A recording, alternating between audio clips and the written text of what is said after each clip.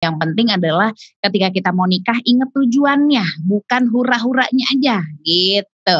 Jadi kalau mau nikah tuh terserah boleh banget kalau misalnya kalian ada budget mau gede-gedean monggo. Tapi kalau misalnya emang let's say dari yang mengalirkan dana bilang cuman ada segini nih, ya ayo deh kita beresin dengan segitu. Karena inget cuman beberapa jam aja, yang penting Betul. adalah setelahnya gitu.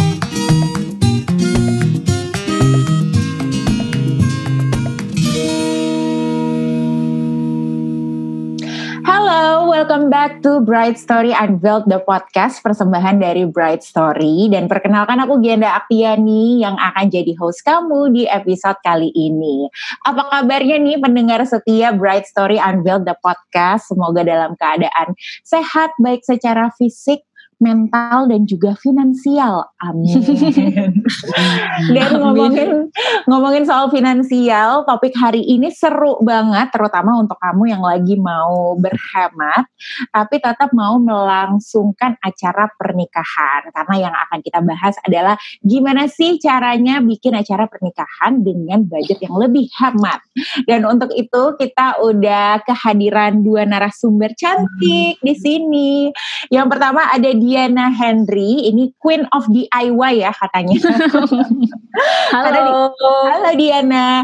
Karena Diana ini baru aja melangsungkan pernikahan yang serba DIY.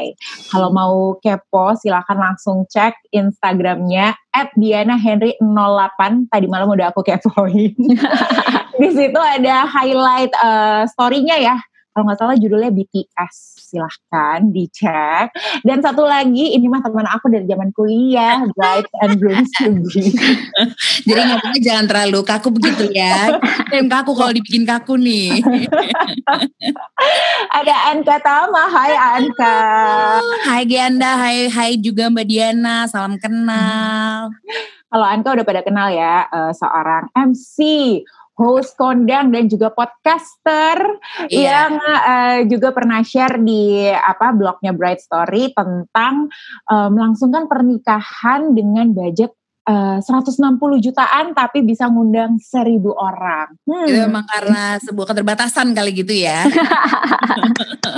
Nanti kita akan bahas soal itu, tapi sekarang aku penasaran dulu nih, pengen nanya kedua-duanya soal budgetingnya di awal. Gimana sih kalian menentukan budgetnya? Apakah nentuin undangannya dulu mau berapa baru kira-kira ngitung-ngitung budget, atau malah sebaliknya undangannya disesuaikan dengan budgetnya atau gimana?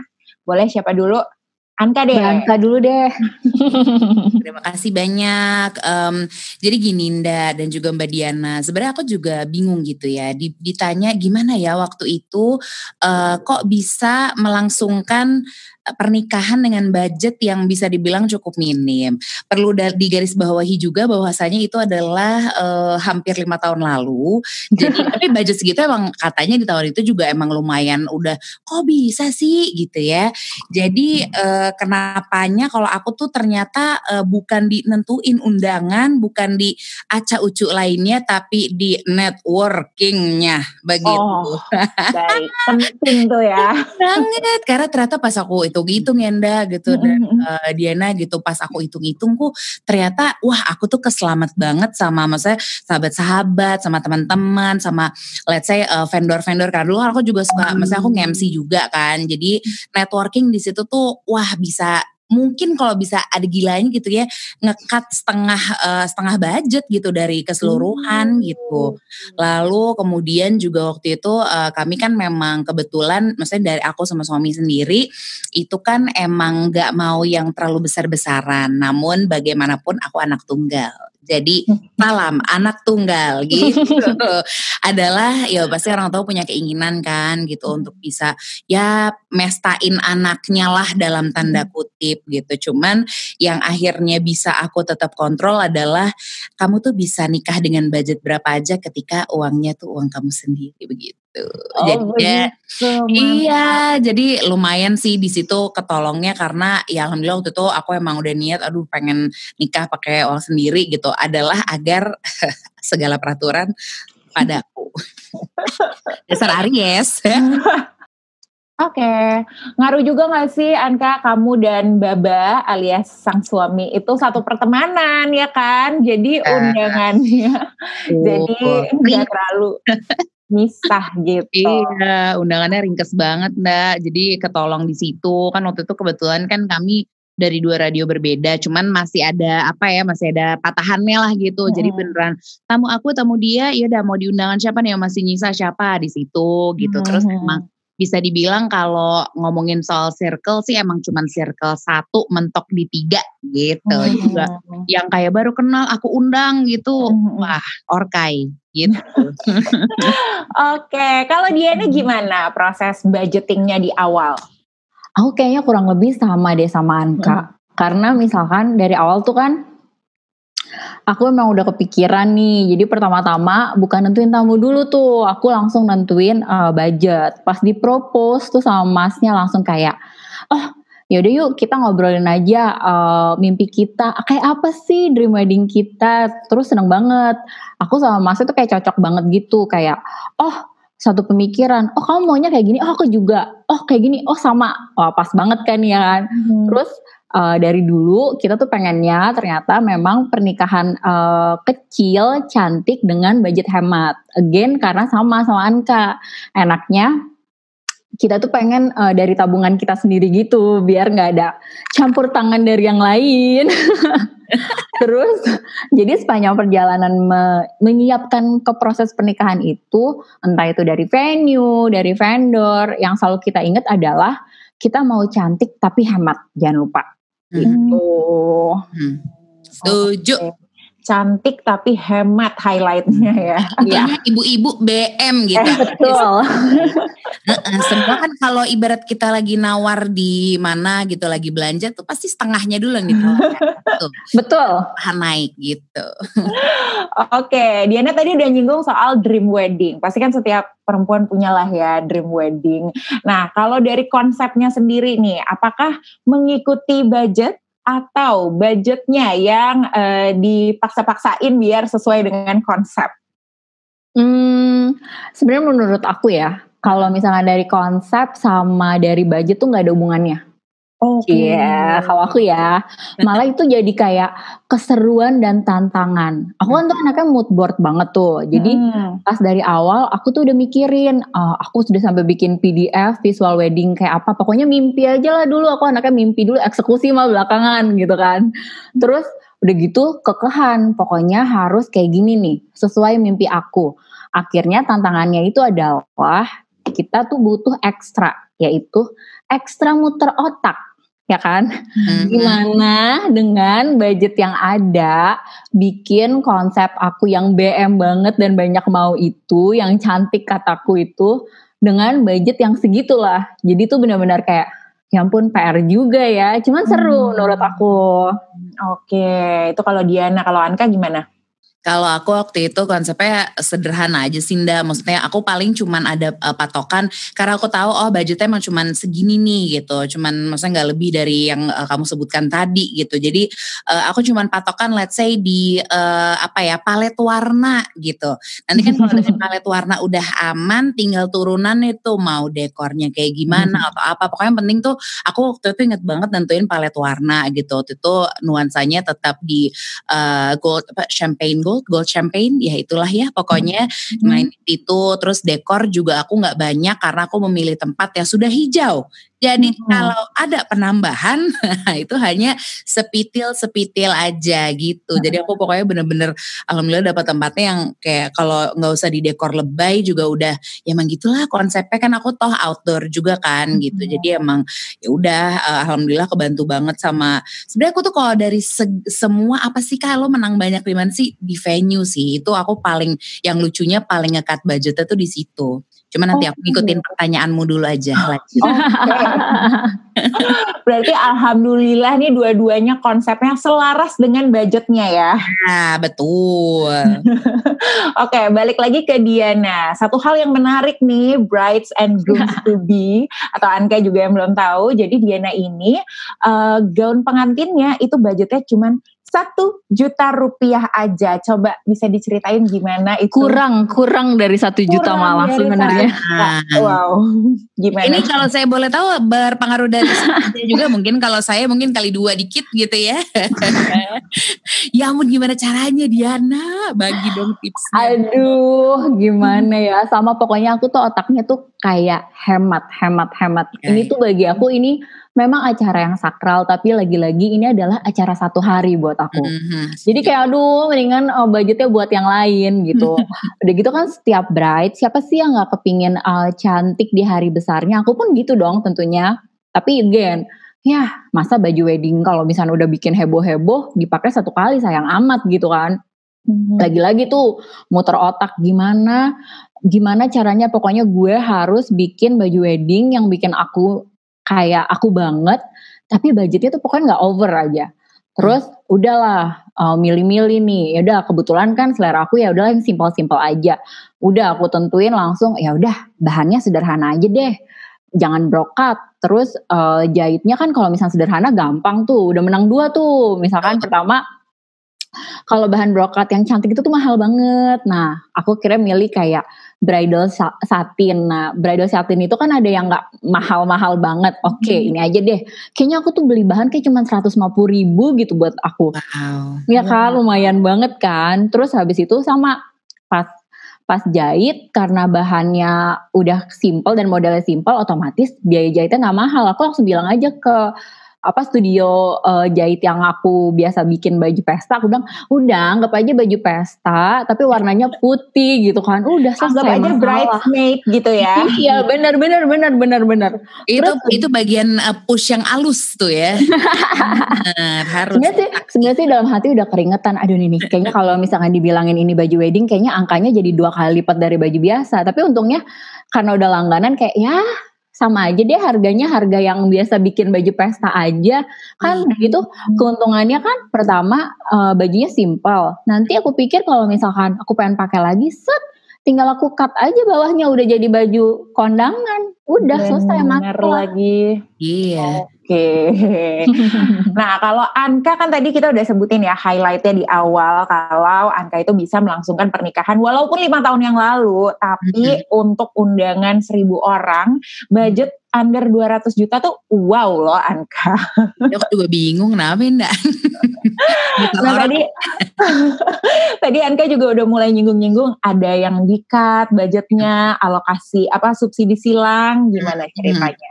Gini sih, tadi aku bilang kan di awal Enda yang paling nolong tuh sebenarnya kalau di aku tuh networking gitu. Jadi karena aku juga dari dulu tuh nge-MC wedding, nge-MC apa, jadi mulai kayak let's say dari WO tuh aku nggak pakai WO sama sekali. Aku pakai misalnya temanku yang juga adalah WO. Jadi akhirnya gini, kita barter jasa deh gitu ya.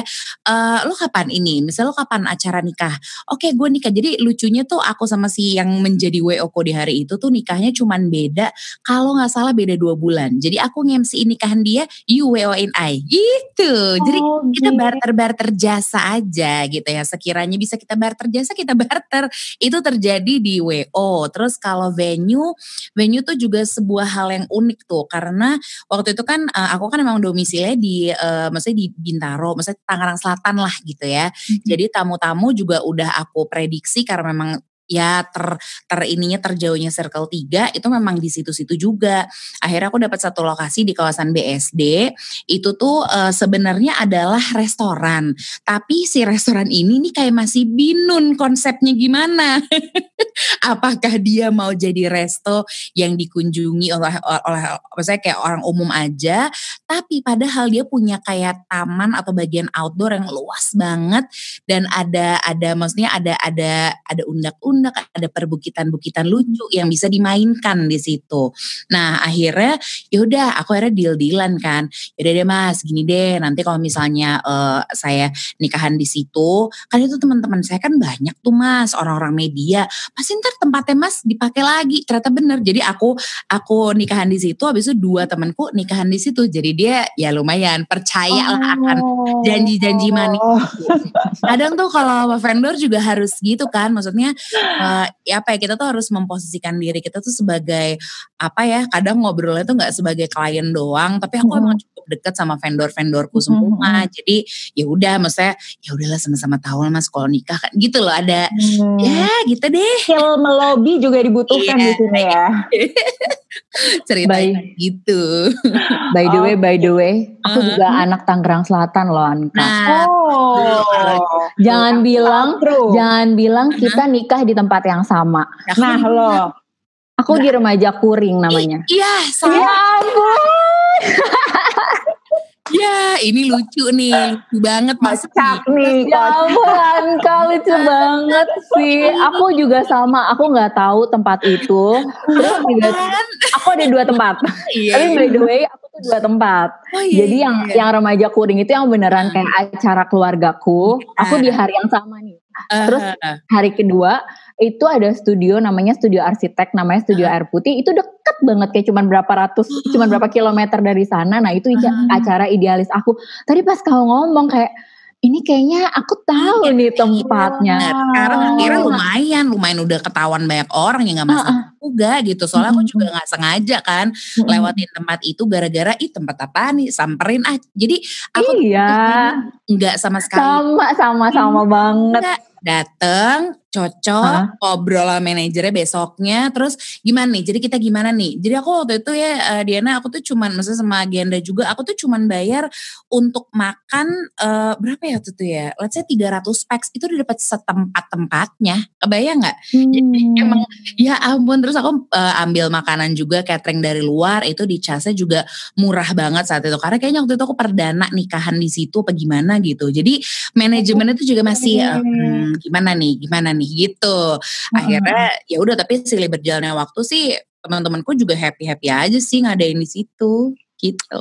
Terima kasih Anka untuk menjadi pemelopor di Bright Story ya vendornya. Iya, bisa diasupkan. Oke. Nah, untuk menghemat budget, biasanya kan pengantin itu banyak yang hal-hal yang gak usah diurusin vendor deh gitu. Kalau Diana kan aku udah tahu ya banyak banget yang emang DIY gitu. Tapi apakah semuanya atau gimana, dan apakah ada drama ke keluarga? Kan biasanya walaupun kalian dengan budget sendiri ya dua-duanya, tapi yang namanya keluarga kan ingin andil gitu ya di situ. Ada nggak drama-drama itu pas lagi budgeting dan mengurus pernikahan? Kalau misalkan kalau misalkan aku, kenapa aku bilang ini DIY wedding? Karena itu again kan, aku pengen akan budget. Terus apa aja nih effort aku nih yang buat DIY itu? Biasalah cewek-cewek visual kayak aku yang BM gitu. Akhirnya demi nggak pakai vendor nggak pakai vendor B, ya udahlah gue kerjain aja sendiri gitu kan. Misalkan nih ada nih dari aku sih, misalkan pertama hand bouquet sama botanier tuh. Itu tuh kayak, ya udah deh, aku kumpulin aja tuh dari bunga-bunga kering yang ibaratnya udah aku koleksi di rumah tuh, aku jadiin aja hand bouquet aku. Tuh aku mikirnya gini, ya udahlah nanti habis itu bisa dipakai lagi buat hiasan rumah gitu kan. Terus yang kedua, biasa tetep tuh pengen kasih benda-benda lucu kan buat bridesmaid sama groomsmen. Nah itu tuh aku cari-cari barangnya sendiri, bikin packagingnya sendiri. Emang dari dulu kan demen emang ya sama DIY gitu. Nah yang paling PR itu menurut aku undangan ya kan. Karena kenapa? Undangan sih maunya anak zaman now. Maunya sih kayak, udahlah kasih PDF aja lah via WhatsApp gitu kan. Gak usah lah pakai vendor-vendor undangan gitu kan. Tapi kalau dipikir-pikir mamaku udah ngomong, nanti sesepuh gimana, mana bisa dia buka-buka WhatsApp kayak gitu. Oh ya udah, akhirnya mikir, ya udah deh aku bikin deh nih undangan. Cuman kalau misalkan tanya-tanya vendor, kalau cuman bikin undangannya sedikit buat para sesepuh, nanti ada minimum order tuh kan kalau percetakan. Harganya mahal juga, sama aja. Ya PR deh tuh, akhirnya suka kan aku nyusahin diri sendiri ya. Akhirnya tuh abis ngedesain, aku carilah kertas sendiri. Terus ke digital printing setempat, pasti nih Anka tahu nih, digital printing di daerah Bintaro yang terkenal. Yang mana? Yang apa yang? Ya betul kan. Nah itu langsung kayak ngeprint sendiri pokoknya apa, bahkan sampai dipikirin ini kalau ngeprint yang mahal itu berwarna, yang murah hitam putih. Ya udah kalau gitu aku bikin kertasnya cakep tapi printnya hitam putih gitu kan. Terus Ya Pokoknya bener ya semua ya. Bener akal-akalin aja gitu. Itu benar-benar menguras tenaga. Nah kalau dekor, dulu pas lamaran itu segila sampai aku dekor-dekor lamaranku sendiri. Aku pakai tuh yang pas lamaran. Apa ya di rumah yang bisa aku colong buat dijadiin barang-barang dekor. Cuman kan kalau misalkan wedding gak mungkin ya si bride-nya ngangkat-ngangkat rok ya kan, ngedekor hari H gitu kan. Jadi untuk meminimalis budget vendor dekor yang bisa aku lakukan adalah berusaha memperingan pekerjaan mereka. Baik kan aku? Baik Jadi, Wow. jadi aku tuh udah bikin PDF di mana waktu itu aku bilang nih sama si dekornya, aku tuh udah tahu banget, aku mau itemnya 1, 2, 3. Nah aku bikin placementnya, aku mau di sini, di sini, di sini. Terus nanti kena biaya charge design. Gak usah, aku aja yang desain. Jadi kalian gak usah ngedesainin, di-cut lagi dong tuh biaya desainnya. Terus print foto, gak apa-apa aku aja yang print foto, kalian aja yang bantu tempelin di hari H. Nah gitu, emang kalau dipikir-pikir tuh kayak ya Allah ini menguras otak dan tenaga. Tapi kan intinya kan aku pengennya mendapatkan standar yang dimau dengan budget terbatas. Gitu. Itu yang paling penting. Diana ini berarti every vendor's dream client ya. Itu benar. Oke. Jadi ini bisa memenuhi hasrat namun dengan biaya yang dikit. Gitu. Sama kayak Anka, ini semua tentang keterbatasan. Betul. Ini terjadi karena keresahan dan keresahan. Betul. Oke, kalau Anka ada nggak yang DIY akhirnya? Aku sih jujur aja nggak ada ya. Aku kan males banget ya anaknya gitu. Jadi bagaimana caranya semua ini lumayan bisa diluluhlantahkan dengan omonganku gitu. Jadi kalau mungkin Diana dengan segala apa tadi dia bilang anaknya mood board banget, lalu akal dan kreativitas, aku sih hanya ini nih lumayan modal. Jadi dua-duanya butuh skill spesial loh. Benar, jadi nggak apa-apa masing-masing dengan caranya, tapi at least tujuan kita sama ya Di gitu. Jadi betul. Yang penting kita tuh apa yang kita mau kan kita tahu ya, maksudnya kita tahu kelebihan kekurangan kita di mana gitu. Jadi ketika mau melaksanakan acara atau mau membuat apapun gitu, lihat dulu nih, oke, gue bisa let's say nge-cut di sini ya gitu. Terus sama suami, maksudnya sama calon suami gitu diobrolin. Lo bisa bantu gue di section mana nih gitu. Jadi bagi tugas udah pasti. Kalau ke kita sendiri ya kasihan dong. Godzilla aja ada jodohnya, Bridezilla. Jadi dibikinlah tuh ada dua-dua, jangan kita doang. Biasanya soalnya yang ceweknya tuh pusing sendiri kan, banyakan karena yang BM cewek, yang cowok mah biasanya ngikut aja. Nah ini kalau waktu itu aku mencoba berusaha untuk meskipun biasa tetap kita cek ya, double check, triple check bahkan. Udah belum. Ternyata. Jadi itulah emang harus dari kitanya, dari kalau aku sih ngerasa akunya tuh punya job desk sendiri. Esa juga kita lihat kita bisanya ngehandle bagian mana, bagi tugasnya di awal di situ. Jadi lumayan meskipun waktu itu aku persiapannya 9 bulan ya dari Maret ke Desember, nggak nyampe setahun tapi ya alhamdulillah lah terlaksana gitu. Iya, ini mungkin yang disebut banyak cara menuju Roma, yang penting sampai ke Romanya. Sorry, banyak cara menuju remaja kuring ya. Gitu. Oke, tapi dari segala proses yang tadi kita udah bahas, apa sih yang paling challenging dari melangsungkan pernikahan dengan budget hemat ini? Kalau misalkan aku Anka dulu. Iya boleh. Challenging. Aku tuh itu salah satu yang akhirnya kan kalau ditanya apa sih Kak, ada masalah nggak gitu selama 9 bulan prep menuju ke pernikahan gitu. Alhamdulillahnya gitu, maksudnya dari orang tua, terus kami berduanya itu nggak ada. Tapi kalau udah ngomongin soal bridesmaid, itu udah paling-paling karena aku tuh tipikal yang sekolah pindah-pindah, kantor pindah-pindah, kuliah juga pindah gedung gitu loh. Jadi banyak circle pertemanannya sehingga bridesmaid saya bridesmaid kok 30, kok sekelas gitu.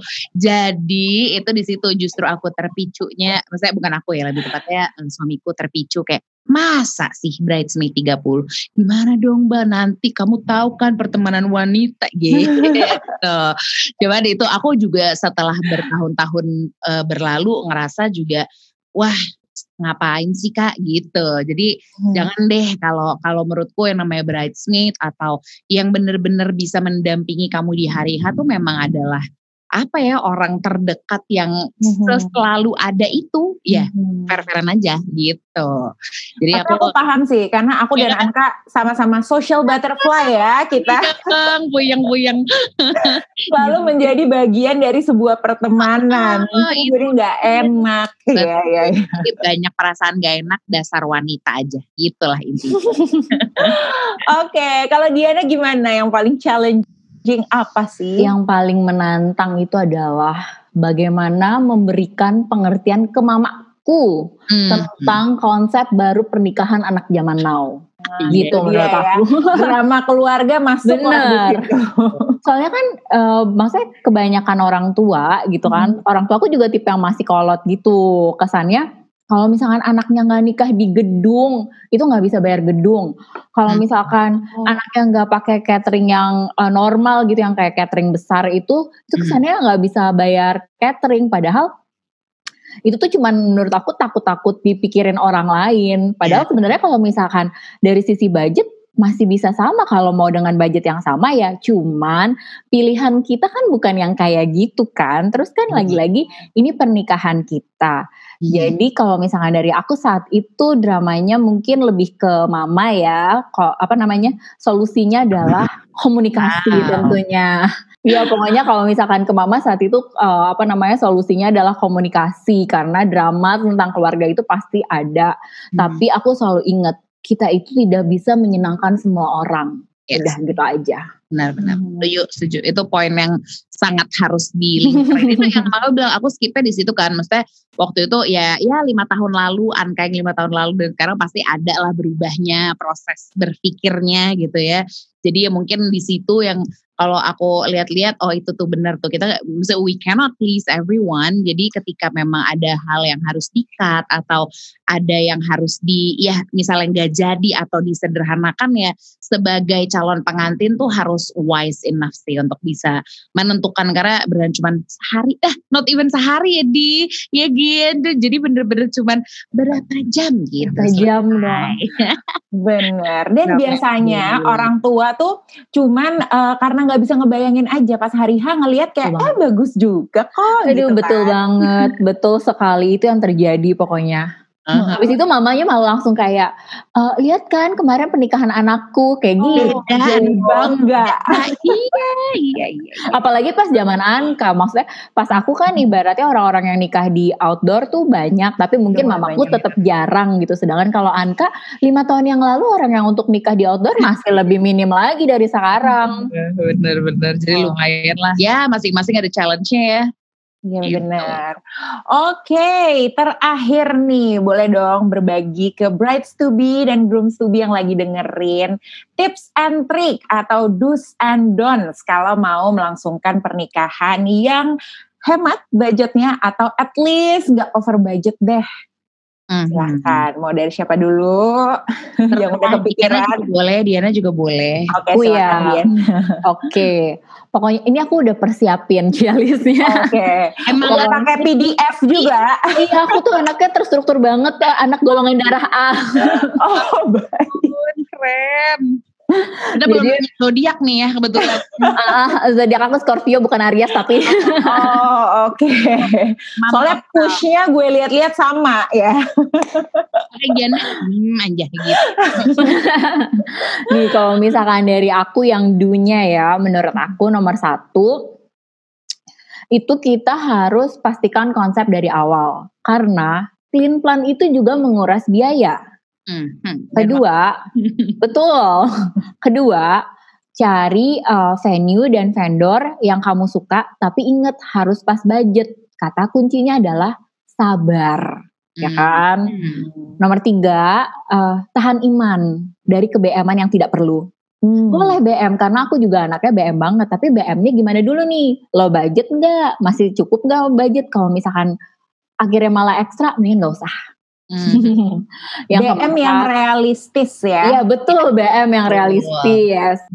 Terus yang keempat, banyak-banyak berdoa karena akan menguras waktu, pikiran, dan tenaga. Terus tentunya karena itu semua harus ada yang dikorbanin dong. Tapi ingat jangan gentar karena ingat untuk selalu hemat gitu. Mantap. Terus mantap, itu yang on do-nya kan. Yang don'ts-nya nomor 1 tentunya jangan buru-buru. Karena gegabah itu dalam memutuskan sesuatu akan bikin kita nggak jadi punya perbandingan. Oh harga si A, harga si B gitu kan. Terus 2, jangan dengerin semua orang. Tapi ini kan acara kamu dan pasangan kamu. Kalianlah yang paling tahu apa yang kalian butuh. Kenapa kamu mau budgetnya hemat. Intinya selama gak nyulitin orang lain ya gak apa-apa gitu. Yang ketiga, ingat jangan berusaha menyenangkan semua orang. Karena itu gak mungkin. Udah itu aja. Keren. Aku pengen retweet semua tuh, boleh gak sih? Retweet gitu. Kalau dari aku sih paling aku nambahin aja gitu. Kadang ketika kita terserah ini mau kalian masukin ke do's or don'ts gitu ya. Karena masing-masing akhirnya punya rules sendiri. Kalau dari aku sendiri ketika mau mempersiapkan pernikahan, ingat dari pertama banget setel egonya dikurangin gitu. Karena biasanya yang akhirnya bikin ribut sama orang tua atau mungkin sama pasangan atau mungkin ribut sama diri sendiri ya, alias kayak pelin-pelan apalah tadi yang tadi Diana juga udah sebutin tuh adalah karena kita nyetel egonya kekencengan, lupa gitu, dikecilin dikit ya egonya gitu. Jangan BM udah pasti gitu. Dan yang penting adalah ketika kita mau nikah inget tujuannya, bukan hura-huranya aja gitu. Jadi kalau mau nikah tuh terserah, boleh banget kalau misalnya kalian ada budget mau gede-gedean monggo. Tapi kalau misalnya emang let's say dari yang mengalirkan dana bilang cuman ada segini nih, ya ayo deh kita beresin dengan segitu. Karena inget cuman beberapa jam aja, yang penting adalah setelahnya gitu. Kalau don'ts-nya sendiri lebih ke jangan terlalu dengerin kata orang. Kadang tuh ketika lagi nyiapin pernikahan gitu ya, karena ya lagi-lagi kita lagi di era sosial media yang dimana-mana kita lihat referensi dan referensi, puyeng, baterai lowbat, handphone panas, nggak dapet apa-apa. Jadi mendingan jangan banget terlalu banyak referensi. Kalau udah ada yang cocok, udah keep it, kemudian di elaborate lagi mau kayak gimana gitu. Campurin juga let's say unsur-unsur yang kental dengan diri kalian tuh kayak gimana. Jadi ada karakter kalian juga di dalam segala dekor dan suasana di hari H gitu ya. Jadi jadikan itu hari kalian sih, bukan hari orang lain. Gitu. Waduh, mantap banget tips and trick dari dua bridezilla apa bridezilla nih? Brides apa namanya tuh ya? Brides tangsel aja sih kita. Sepakat. Semoga faedah untuk brides and grooms to be yang lagi mendengarkan. Jangan lupa dicatat biar nggak lupa ya. Dan bagi kamu yang mau merencanakan pernikahan new normal, Bright Story juga punya banyak penawaran spesial yang bisa bikin pernikahan impian kamu ini gak over budget. Seperti vendor-vendor yang bisa fleksibel ganti tanggal, sampai yang bisa menawarkan paket pernikahan dengan diskon sampai 40%. Jadi langsung aja cek semua promo spesialnya ke bright.st/biarcinta. Akhir kata terima kasih banyak untuk narasumber cantik aku untuk obrolan yang seru ini ya. Makasih Diana. Terima kasih juga untuk kamu yang udah dengerin, dan jangan lupa untuk stay tune terus di Bright Story Unveiled the Podcast yang bisa kamu dengerin di Spotify-nya Bright Story Unveiled the Podcast, atau juga ditonton secara visual nih muka-muka kita dari tadi di IGTV-nya @thebrightstory. Gianda Aktiani undur diri. Bye. Bye. Bye. Bye bye.